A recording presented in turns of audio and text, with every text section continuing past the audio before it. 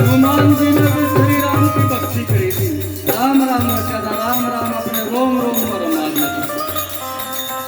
एक भक्ति ऐसी चीज जगत में भजन करे तो भयभी के, अरे हरि कीर्तन गाए जा तो मैल गात में रह भी के, और संतोष बराबर धन को न्या जरा संतोष नहीं उधर सह भी के, और भजन करे तो मोक्ष मिले तो फिर रह भी के।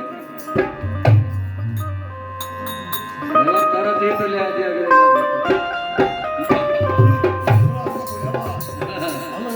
ना ना ये है तो चला गवा तारा से वाई ले आ गया बंदी कोलवाई खाने में खाने हूं ले आते फिर हां को मांगे ले एक भक्ति ऐसी चीज जगत में भजन करे तो भयभी के, हरि कीर्तन गाए जा तो मैल गात में भी के। भक्ति ऐसी चीज जगत में भजन करे तो भयभी के, हरि कीर्तन गाए जा तो मैल गात में भी के।